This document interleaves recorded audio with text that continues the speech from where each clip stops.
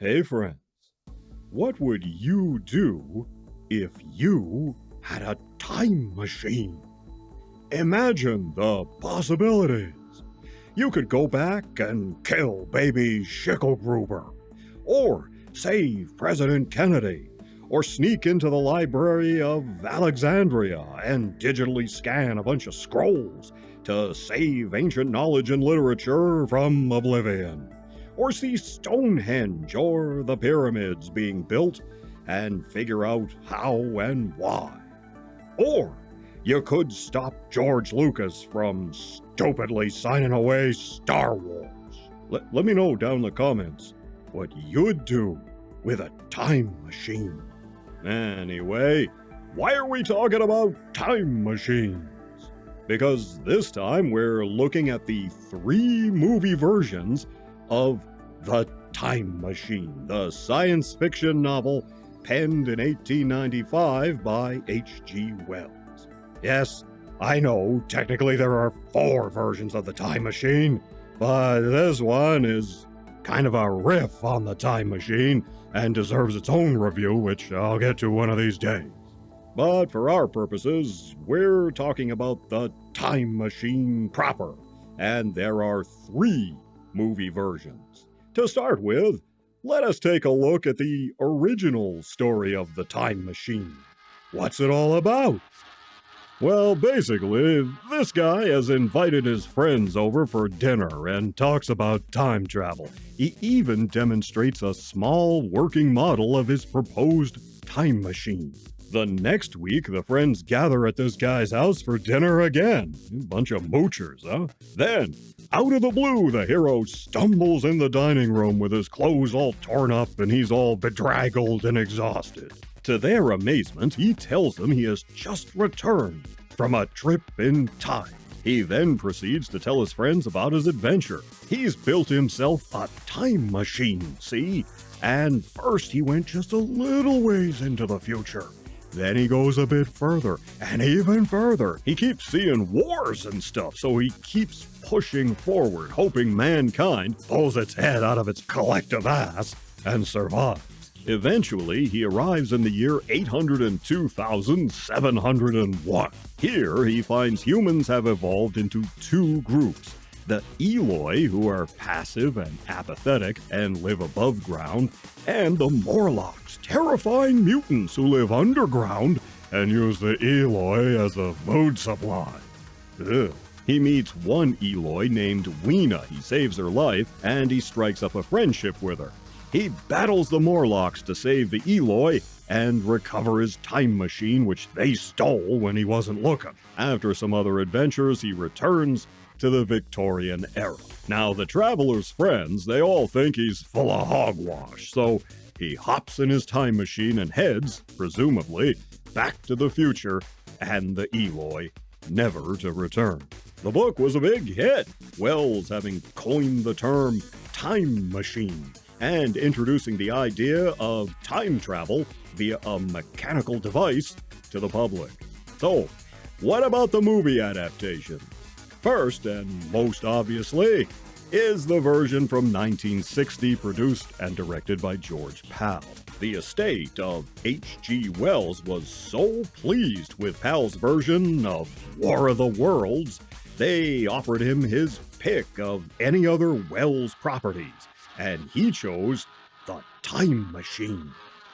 This one varies from the book, introducing an atomic war, which is what messed up society and led to the Eloi being enslaved by the Morlocks. They also add a humorous gimmick of the time traveler seeing a mannequin in a shop window, rapidly showing the changes in fashion as time passes. The Eloi are more like regular modern humans, and Weena is a hot, sexy chick, played by Yvette Mimieux. Bit of typecasting there, if you ask me. This was her film debut. Rod Taylor plays the time traveler. In the book, he isn't given a name. Here, he's called George. He was in The Birds, Falcon Crest, and lots of other things in his career. Alan Young plays the traveler's best friend, Philby. Another is a doctor played by Sebastian Cabot. And friend of the channel, Whit Bissell, is here as well. The man of 1,000 voices, the legendary Paul Frees, voices the history recording device the traveler activates in a derelict museum in the future. In the background, you might spot some props from Forbidden Planet and even the original Frankenstein. This version of the time machine itself is what, even today, everyone pictures when thinking of the time machine. That's how ubiquitous this design is. In fact, this design was so iconic, even Carl Sagan took it for a spin in Cosmos. So, the time machine is cool, the Morlocks are scary, you got a cute chick, George Pal producing, and Whit Bissell. That's pretty good if you ask me. Of course, it does stray quite a bit from the original book, but what else is new for Hollywood? Speaking of which, next up we have a more recent attempt at making a movie version of The Time Machine. This one from 2002. This film was directed by Simon Wells, the great-grandson of the man himself, H.G. Wells. Here, they pretty much throw out most of the book to the point where this is also almost a riff on The Time Machine, instead of being an adaptation of The Time Machine. In fact, in this world, H.G. Wells and his novel exist and are referred to. The action takes place in New York City instead of London, and there's no meeting with the group of friends or the miniature model of the time machine or any of that. Our hero is a young physics professor and all-around goofy dude named Alexander Hartigan. Somehow, he's managed to woo this super cute chick and is planning to ask her to marry him. They meet in the park that night and he pops the question, but alas, a mugger robs the pair and shoots and kills the chick before running away. Poor Alex here is devastated. Flash forward 4 years to 1903, and he's gone and invented himself a time machine so he can go back in time and stop his chick from getting killed. Which he does, but not so fast, Professor Dude. She gets killed anyway when she's hit by a horse. Now, our hero has a quandary. Why can't he save his chick? He realizes that no matter how many times he tries, she'll still die. So he decides to journey into the far future, figuring mankind must have pulled its head out of its collective ass by then, and he can get some help with his temporal trouble. He arrives in the totally futuristic world of 2030. where we have a colony on the moon. Oh, yeah, like that aged well. Am I right? He tries to get some dope about time travel from this thing. A holographic AI that provides information at the library, but it can't really help him, so he starts going further into the future. Then he sees mankind being a total dumbass by blowing up the moon. Eventually, he arrives in the far future and meets the Eloi. No Yvette Mignot, though, but there is this other chick, and the Morlocks. He discovers the Morlocks are split into 2 groups. Dumb, dopey orc Morlocks that do all the hunting and manual labor, and ultra-brainy boss Morlocks that run everything. Anyway, Hartigan tries to save the day and help the Eloi. I saw this when it came out back in the day, and I generally liked it, but there are some things that annoyed me. Like, dude gets over his dead chick pretty fast. Too fast, I think, and that seems a little too pat. And the library AI is somewhat annoying, even to the point of being rude to people. Why would they program him that way? Later on, in the year 802,701, he finds the thing still functioning. Not only that, but it remembers every interaction it ever had, including with Alex in 2030. I just felt that was really dumb. Why would this thing need to remember all that? Its job is to help you find a book or give you basic information about stuff. I mean, the thing is cool, but it has far too much sentience for the job it's supposedly built for. There are several nice nods to the 1960 version, such as the mannequin display in a shop window, showing the changes in fashion over time, the books crumbling to dust in the museum, and Alan Young, who appeared as Philby in the 1960 film, cameos as a shopkeeper. The time machine itself is fantastic. I really love that design. It's not the 1960 version, but it looks awesome anyway. There are some great effects too. Some early CGI does stand out like a sore thumb, mostly with the Morlocks, but they did make an honest effort. The stuff set in New York is really good. They really captured the look of the time and place, both with the interiors and exteriors, as well as wardrobe and all of that. Guy Pearce plays Alexander, and Jeremy Irons has the thankless job of being the brainy Super Morlock. Mark Addy plays Philby. Really liked him in this. You've probably seen him in The Full Monty or A Knight's Tale or other stuff. Orlando Jones plays the annoying, overly sentient AI, and the cute fiancé is played by Sienna Gugliori. This one was not a critical success, and it was generally panned by audiences and critics alike. So this version was considered a flop, although I did like most of it, and I still do. He does get over the chick pretty fast, though. Alright, so I told you there was one more movie version of The Time Machine, right? Well, this one was made in the late 1970s. No, not that one. I'm talking about The Time Machine from 1978, a TV movie made by Sun Classics Pictures.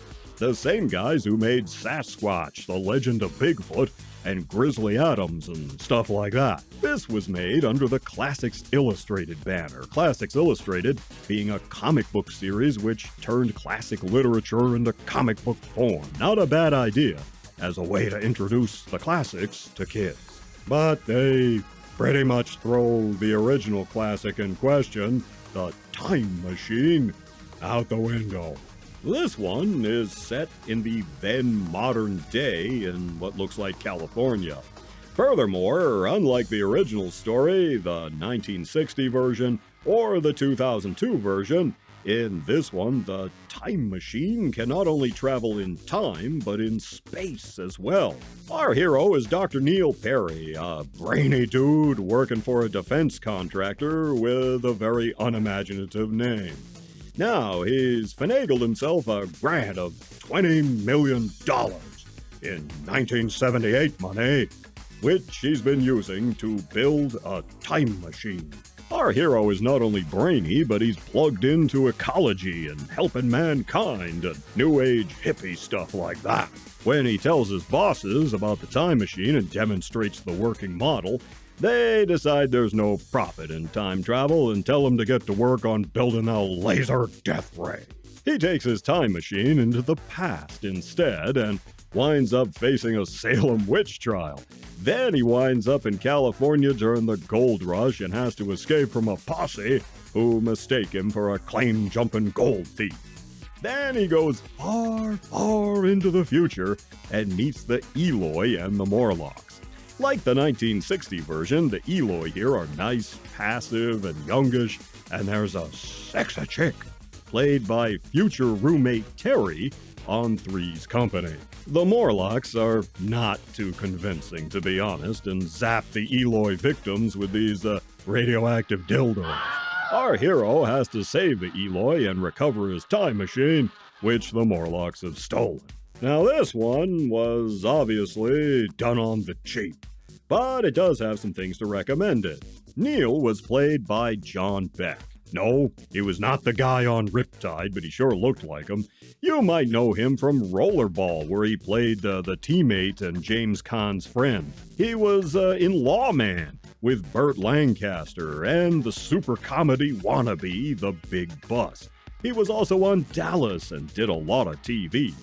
The aforementioned Terry from Three's Company, Priscilla Barnes, is here as Weena. Familiar character actors Andrew Duggan, Jack Crucian, John Duquette, and R.G. Armstrong are also on hand, albeit briefly. This version also sports Whit Bissell from the 1960 version, as well as John Zaremba, both actors who appeared on Irwin Allen's The Time Tunnel.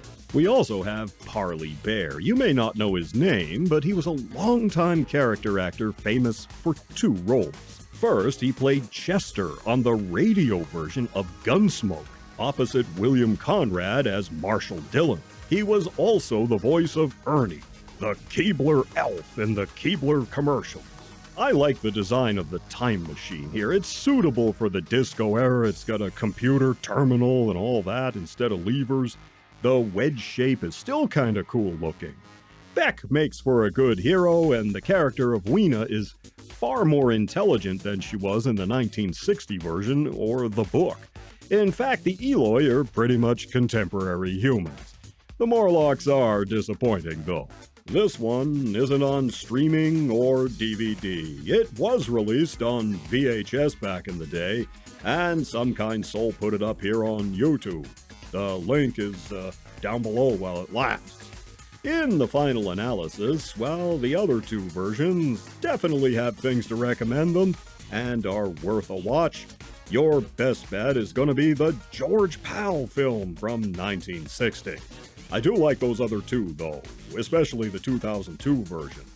You take care of yourselves, and I'll see you in the next one.